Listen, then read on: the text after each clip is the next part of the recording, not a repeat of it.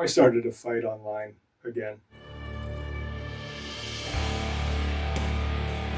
So you know that I have practiced Savate, formerly under a teacher and then also through the HEMA world.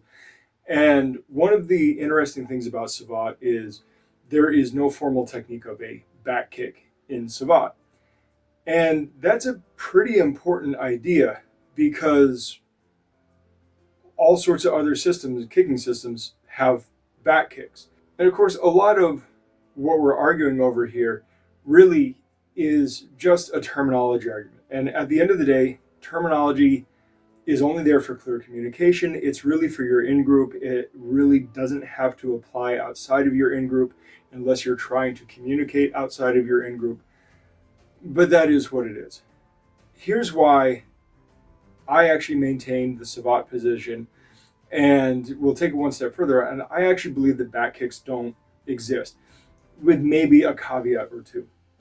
Actually, let's start with those caveats. One is, yes, obviously you can kick behind yourself to some reasonable degree if the kicks are relatively low.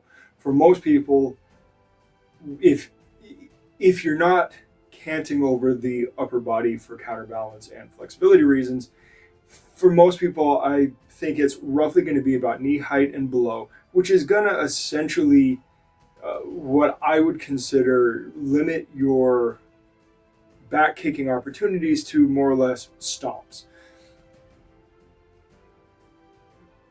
There's a big reason that we generally don't teach people to cant their bodies over in counterbalance, especially to an extreme degree when we kick, right?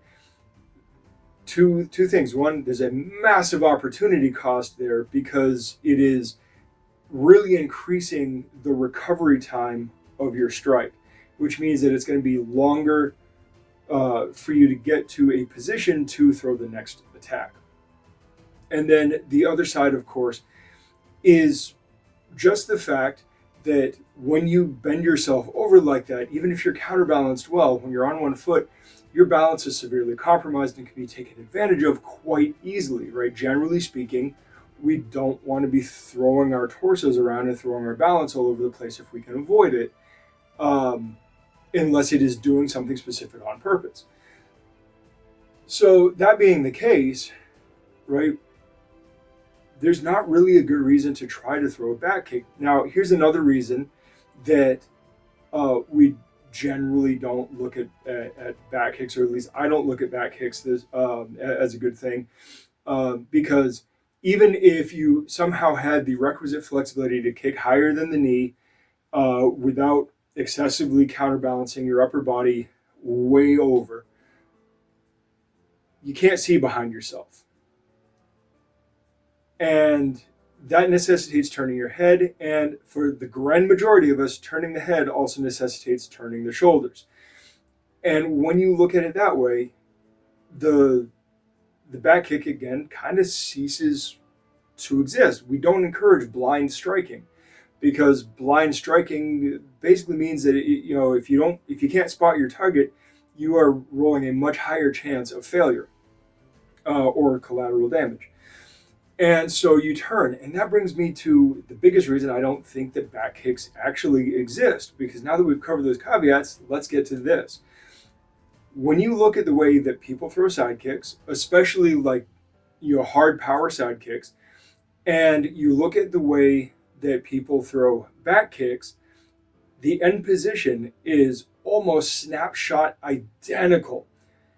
And look, if you want to claim that the shoulder being slightly more turned so that the kick is slightly more behind your shoulder somehow makes it a back kick as opposed to a slightly overturned side kick, be my guest, but that's way more pedantic and semantic than I'm being.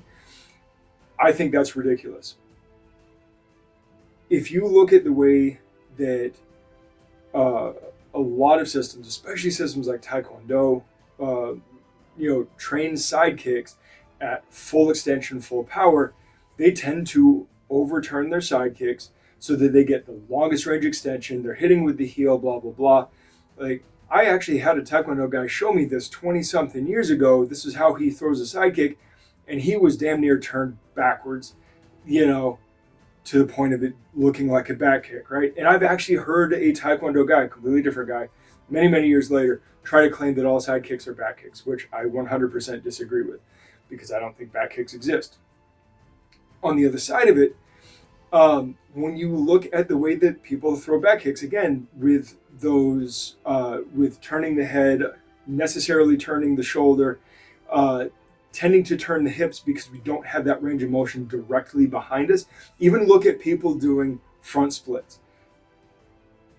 Your ass meat gets in the way, right? So their hips are significantly canted. So even if their upper body straight, they're arching their lower back a lot, all that, because their butt's actually in the way of the flexibility of that hip behind them. So even if they have a picture perfect gymnastic, whatever front split, they're still compensating at the hips for that lack of mobility.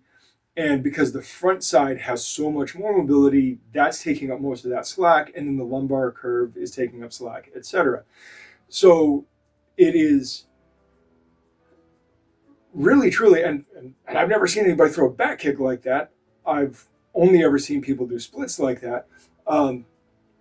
But what that really means is that when people are throwing their back kicks, the end position is actually just a slightly overturned side kick, which in my book is still a side kick, because look, if you were to diagram it out on a clock, like if you were to put a clock on the floor and you were to face somebody, at 12 o'clock and 6 o'clock is behind them, right? Your standard 12-6 orientation. If somebody was to kick directly at 6 o'clock and they wanted it to be above the knee, you're going to see some significant degree of turning, to the point where their hip orientation to get there is going to be essentially the side kick hip orientation.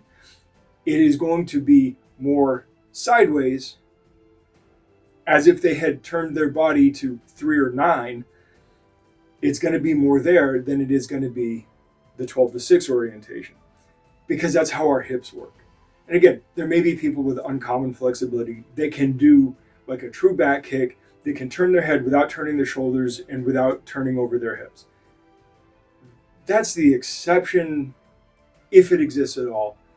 And if you watch people throw what they call back kicks, which are probably most commonly thrown from a karate platform, whether it's on the Taekwondo or other Korean side of things, or the Japanese karate side of things, you just generally don't see the back kick end as a back kick. You see it end as a side kick. So yeah, that is my argument why I don't think back kicks exist. Now, that being said, just like I said at the top of the video, it's a terminology argument. At the end of the day, you do things, it doesn't matter, right? I don't actually care what you call it.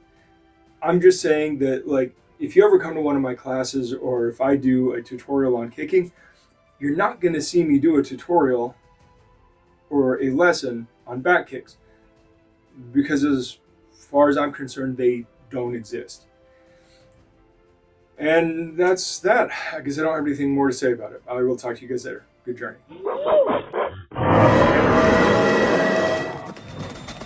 Thanks for watching. Like, subscribe, share. Check us out on our other socials, and please head over to blacksunboxing.com to get a little more info, including how to contact us.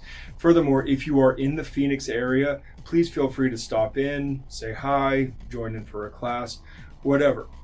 Also, if you ever see us cite sources or just for additional content, please check out our Substack. That is where we put all of the sources we use in our videos and is a major part of this. Plus, it serves as a membership platform for long distance learning and for people who would like to support us but aren't local. We would greatly appreciate it if you signed up. Even just the free membership helps us out a lot. All right, I will see you guys in the next video. Good journey.